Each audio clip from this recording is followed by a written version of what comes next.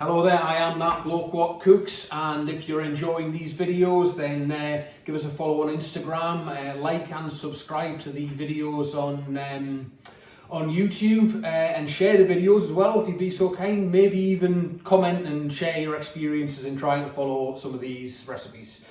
Today we're going full-blown middle class and we're making quiche. So, you know, get you on your raspberry chinos, buy your tickets to Twickenham. This is as middle class as it gets. Now we're going to make a leek and mushroom quiche. So I've obviously got some leeks and some mushrooms. For the filling, you're going to need some cream, some eggs, and some cheese. Now I'm using Gruyere cheese. For me, showing how middle class this whole escapade is, but this makes the best quiche. Is the best cheese for quiche, I should say. However, my mother makes very nice quiches, and she always just uses cheddar. So there's no reason why you can't just substitute your Gruyere for cheddar if you don't have any knocking around. You'll need a flan tray, and I'm going to use ready-made pastry. There is nothing wrong with using ready-made pastry. As far as I'm concerned, life is too short to make your own pastry.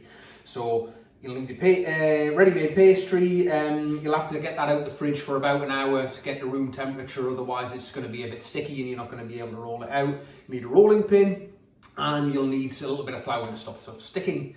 And something for the blind baking bit. Now we'll get to the blind baking bit a few steps ahead now.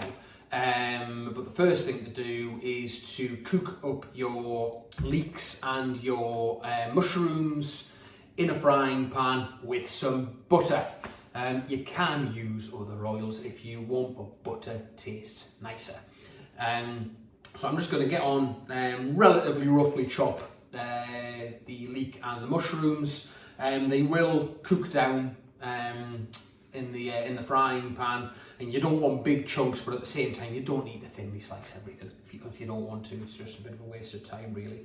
So I've mentioned before about how to deal with a leek. So just take off the top just below where it splits, that point there. Just have a look inside. That one's got a little bit of dirt, so we're just going to make a little slit there and a little slit there, and then take it to the fridge and just wash downwards and get the muck out, and then we're going to slice it. And do that with both leeks and the mushrooms. You don't have to take the stalk off because it's perfectly edible, but it does make it easier to chop. And all I'm going to do with these are button mushrooms, and I'm just going to chop them in half.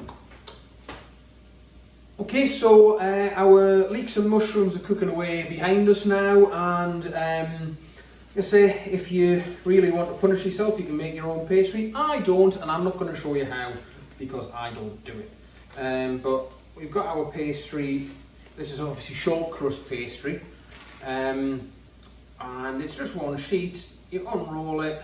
What you'll need to do is get some plain flour and dust I just use the workbench rather than chopping board. Make sure your workbench is both clean and dry before you start, or the chopping board, and just lay the pastry down. If you just put this straight on without using any flour, it's going to stick, it's going to make a mess, and you're going to end up in tears.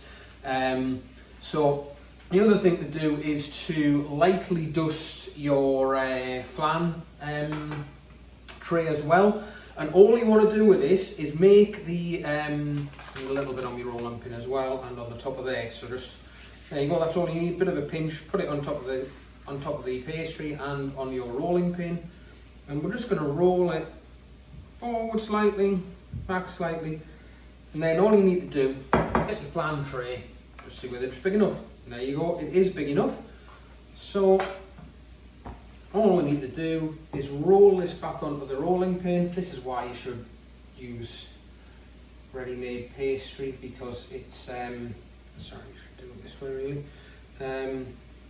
because it's just so much easier than faffing around trying to make your own pastry. So you just need to roll it up. There we are, onto the rolling pin like that. Get your flan tray into position, and just unroll it back onto the flan tray. And all you'll need to do is to just lift it up the edges, let it fall in, and you're going to end up with a little bit of wastage. But it's better to have too much than too little. There you go. Just let it all push to the sides like that. And then these flan trays have got quite sharp edges around the top, so all you need to do after you've got it in position is just press it down like that. And there you go. You've got your pastry in the flan tray. Nice and simple. There's your extra. You can use that for something else if you want. And then you need to blind bake it. So, just give the there we are. Let's give those leeks a bit of a stir. To blind bake it, what you need is something to weigh it down. Otherwise, this pastry is going to rise.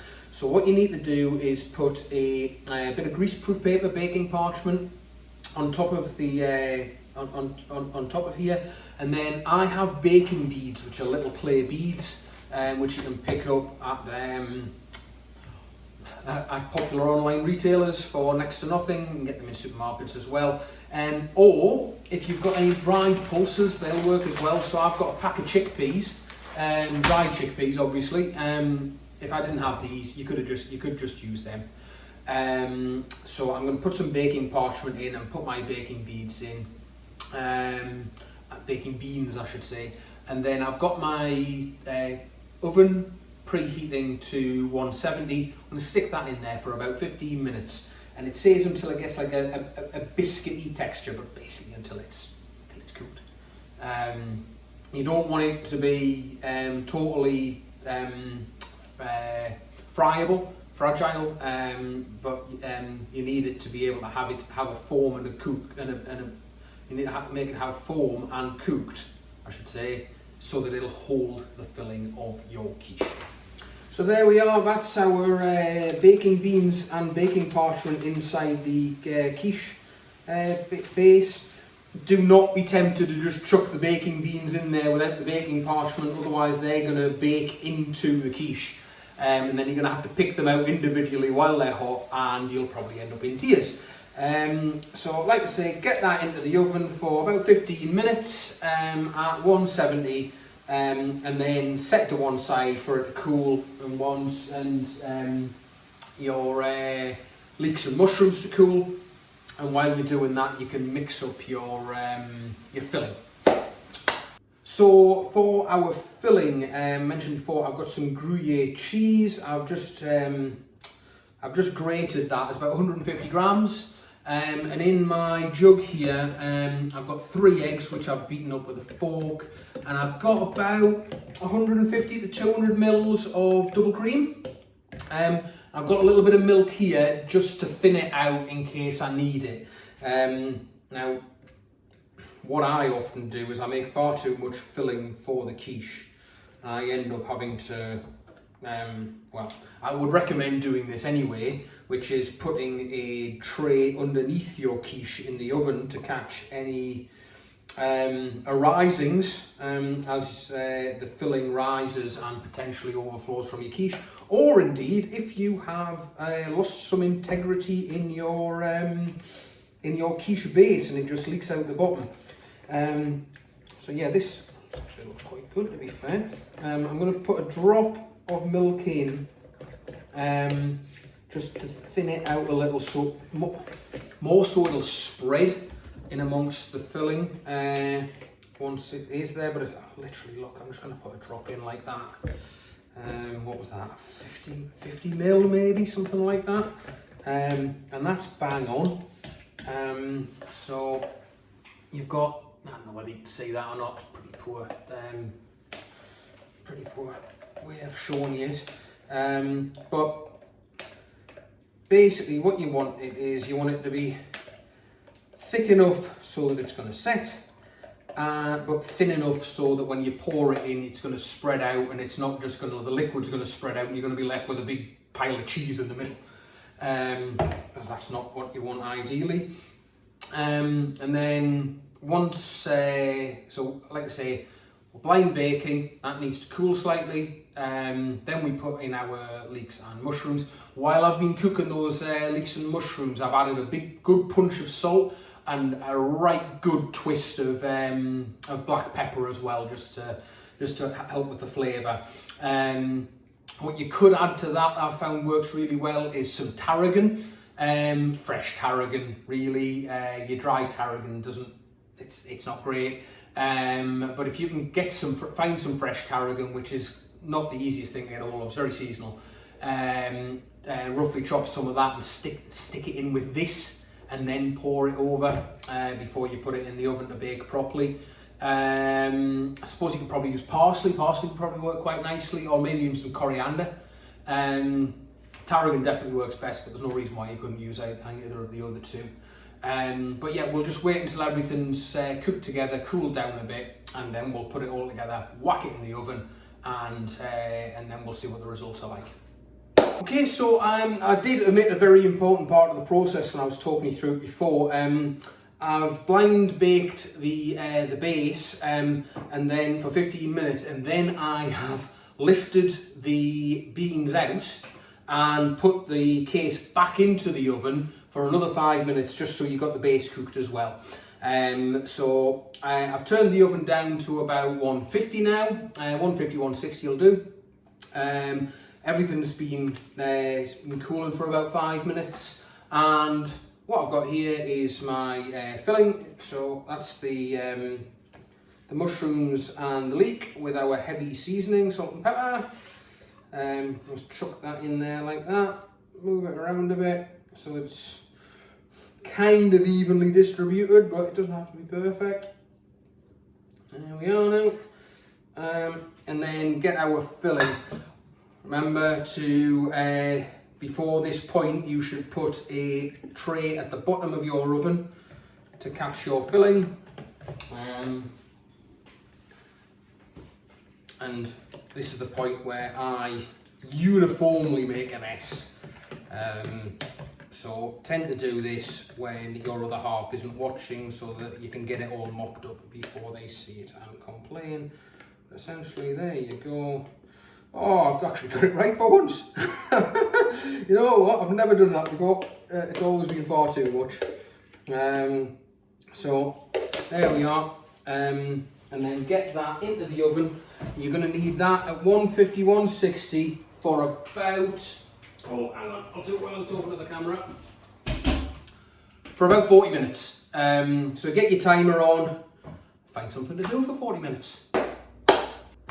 Okay, so that's our 40 minutes done. Now I've got it out the oven. If you can see there, this is probably more of a reflection of how the heat circulates in my oven, in that it's hotter towards the front than it is towards the back. Now this is done, so the way to see whether it's done is just give it a light shake, and if it wobbles, it still needs a bit more time. Now this is personal preference. You can take it out when it has a slight wobble.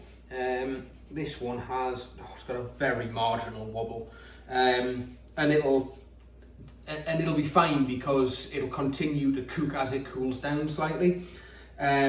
So what I could do, and I'm just checking there, what I probably will do is I'm going to turn it around. I'm going to put it back in the oven with this side pointing towards the door, because obviously, as you can see, it's better cooked on this side than it is on that side. So just for appearance's sake, I'm going to stick it back in for another 3 or 4 minutes with this to the front, just to give it an even coverage of cooking.